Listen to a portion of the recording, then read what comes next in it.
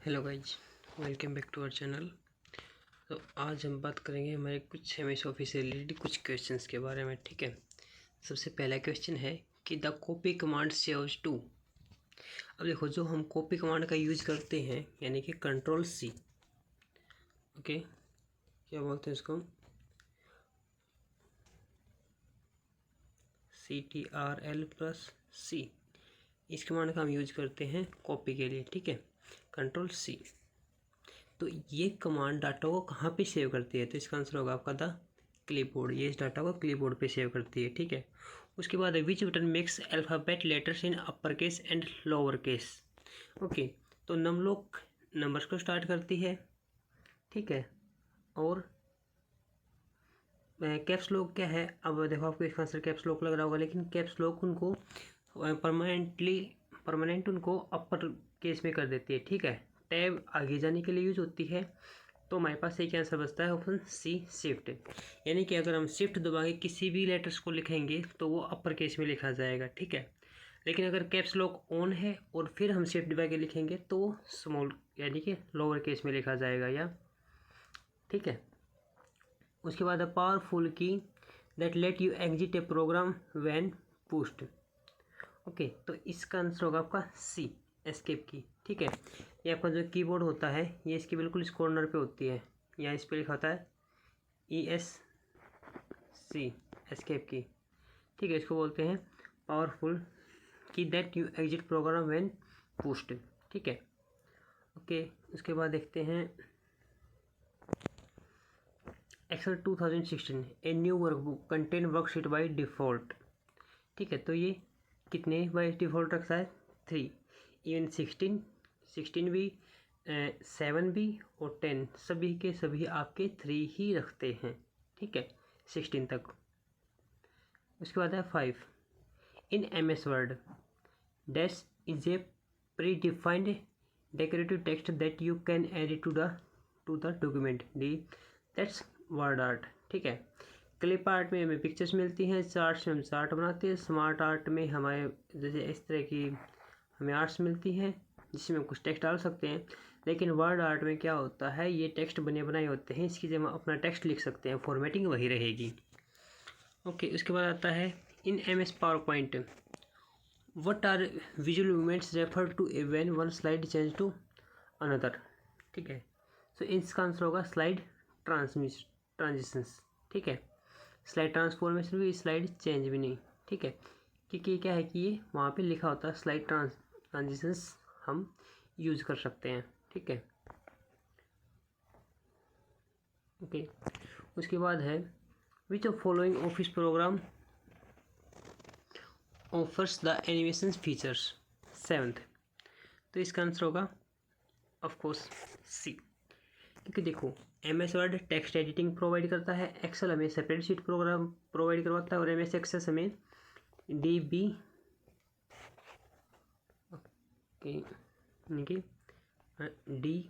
DBMS provide करवाता है, यानी कि डाटाबेस मैनेजमेंट सिस्टम।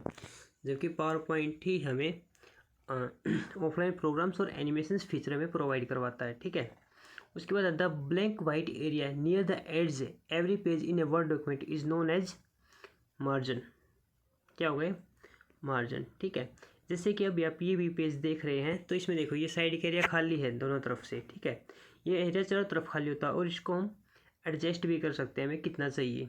ठीक है, ओके, तो इसको बोलते हैं मार्जिन। ठीक है, इसके बाद ये गटर है। ये गटर क्या किस लिए होता है? यानी कि देखो जब भी हम कोई पेज प्रिंट आउट करते हैं तो हम उनको एक साइड से बाइंड करते हैं, यानी कि साइड से उनको हम बांधते हैं, तो उसी साइड को हम बोलते हैं गटर पोजीशन। ठीक है, how many type of documents views are available in word 2010। So इसका आंसर है 5 टाइप्स के आपको डॉक्यूमेंट व्यूज मिल सकते हैं इसमें, जैसे भी simple document, text document, word template वगैरह, इस तरह के आपको बहुत सारे इसमें मिल सकते हैं। ओके, उसके बाद आता है आपका 10th question. A red wave line under a word indicates that the word are is too long for the line text. It is not dictionary file, therefore might be spelled incorrectly.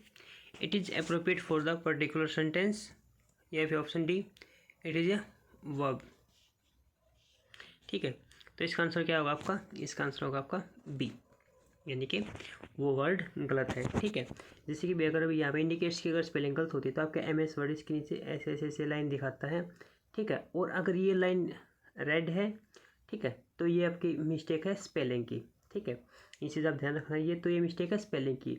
अगर ये line आपकी इसकी बजाय अगर आपकी line green है तो ये आपकी फिर ग्रामर की मिस्टेक होगी। ठीक है, ओके, इसके बाद चलते 11th पे। इसमें क्या है, इज़ द कीबोर्ड शॉर्टकट की टू इंसर्ट आउटोसम। ओके, इसकी शॉर्टकट की है सेकंड आंसर आपका, यानी कि बी।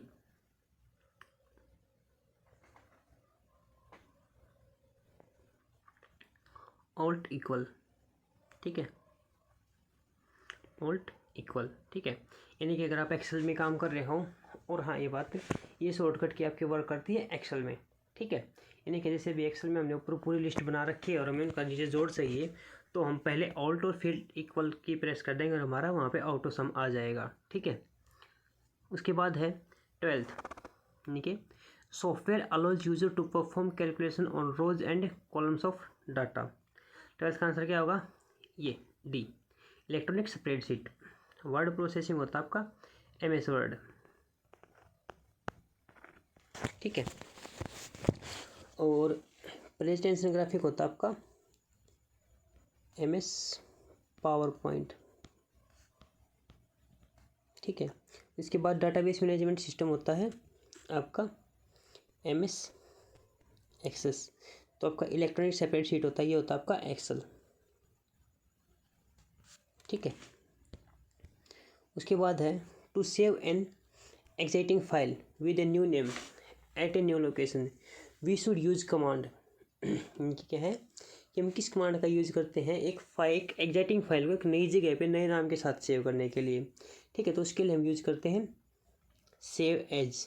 ठीक है, यानी कि एक फ़ाइल की डुप्लीकेट कॉपी बनाने के लिए हम इस फाइल का यूज़ करते हैं, सॉरी इस ऑप्शन का यूज़ करते हैं सेव एज का। इसके बाद है 14th, the button on the quick access toolbar allows you cancel your recent command और एक्शंस। इसको बोलते हैं अंडो। ठीक है, इसकी शॉर्टकट की होती है Ctrl+Z, ये इसकी शॉर्टकट की होती है।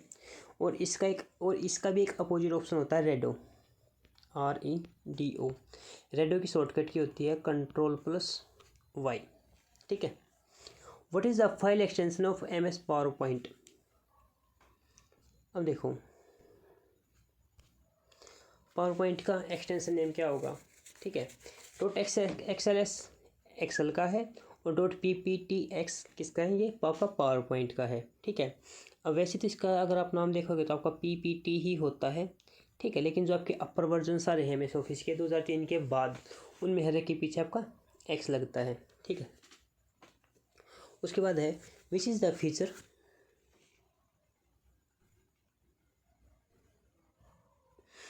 which is the features include a Microsoft PowerPoint software that allows the user to see all the slides in a presentation at one time। 16th का आंसर होगा स्लाइड सॉर्टर। ठीक है, ये आपकी सारी स्लाइड्स को एक साइड में दिखाता रहता है अलग से। ओके, इसके बाद है जैसे in Excel any set of characters containing a letter hyphen और स्पेस इज कंसिडर्ड एज, कैसे कंसिडर किया जाता है वो एक फॉर्मूला की तरह ही।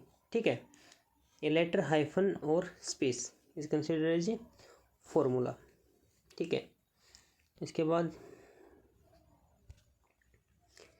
18th, Microsoft Word is a word processor developed by Microsoft in MS word. Spell check is a feature available in which tab. देखो फाइल में हम सेव करते हैं, प्रिंट प्रीव्यू करते हैं, ये करते हैं। होम में हम क्या करते हैं, वहाँ पे हमारा कट कॉपी पेस्ट का होता है, उसके फॉर्मेटिंग के होते हैं। और इंसर्ट ऑप्शन की अगर हम बात करें तो इंसर्ट में आपके हम कोई फाइल इंसर्ट करते हैं तो हमारा एक ऑप्शन बचता है रिव्यू। ठीक है, रिव्यू में हम क्या करते हैं, यानी कि हम पूरी फाइल को दोबारा से चेक करते हैं उसमें कोई स्पेलिंग मिस्टेक तो नहीं है, कोई कमेंट वगैरह तो इंसर्ट नहीं कर रखा है।